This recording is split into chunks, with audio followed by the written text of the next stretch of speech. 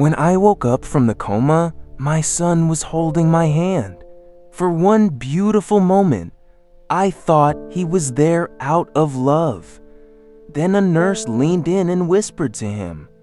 The buyers called again about the house. The house, my house, the one I built with these two hands over 40 years ago. They sold it while I was asleep, my own children. But here's what Daniel and Claire didn't know. Their mother, my late wife, had seen this coming years ago. And she had left me one last gift. My name is Arthur. This is my story. I spent 38 years as a machinist at the same plant in Ohio. Not a glamorous life, but an honest one.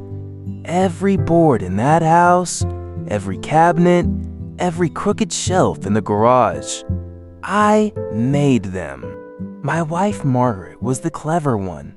She kept books for half the businesses in town, and she kept hours tighter than a drum.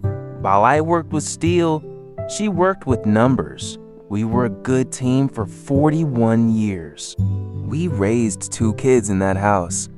Daniel, my oldest, sharp as a blade, went into finance in Chicago. And Claire, who married a surgeon and learned to be embarrassed by where she came from. I'm not going to pretend I didn't notice them drifting away. The calls got shorter. The visits got rarer. When Margaret got sick, Daniel sent money instead of coming. Claire came once and spent the whole visit on her phone.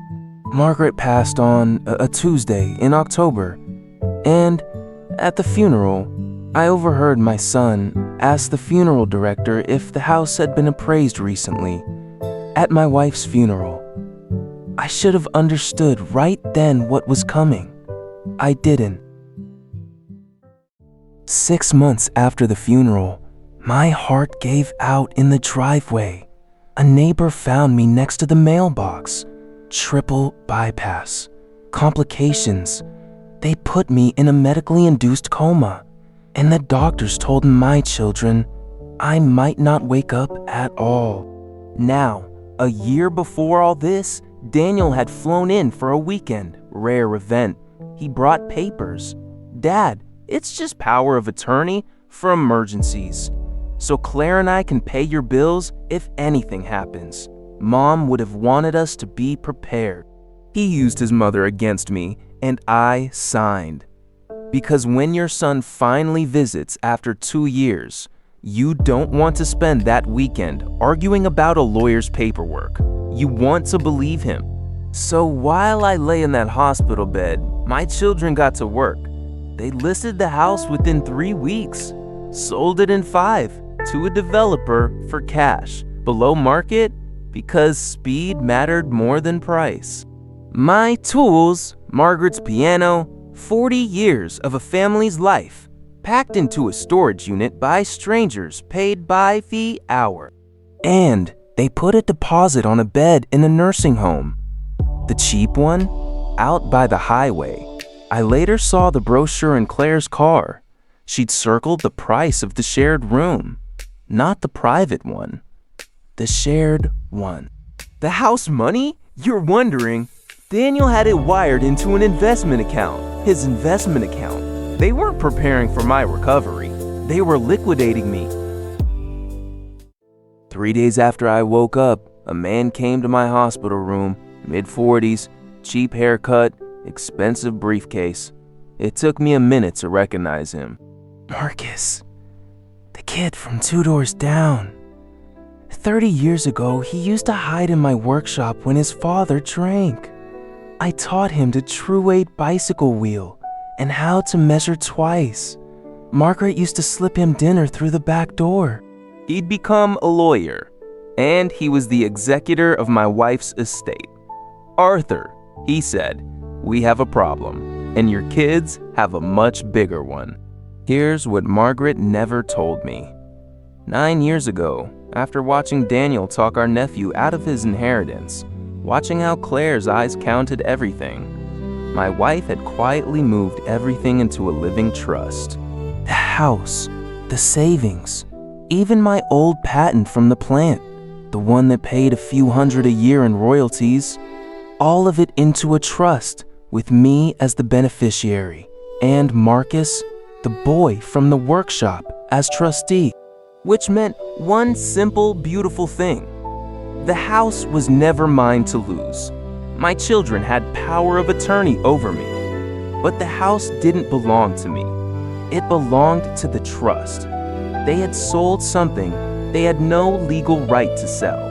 It gets worse for them, Marcus said, and he almost smiled. Daniel moved the proceeds into his own account. Arthur, that's not family drama. That's fraud. I didn't scream at anyone. I didn't hire cameras or make scenes.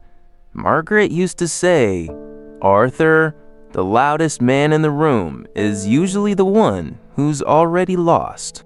I invited my children to dinner, a nice restaurant.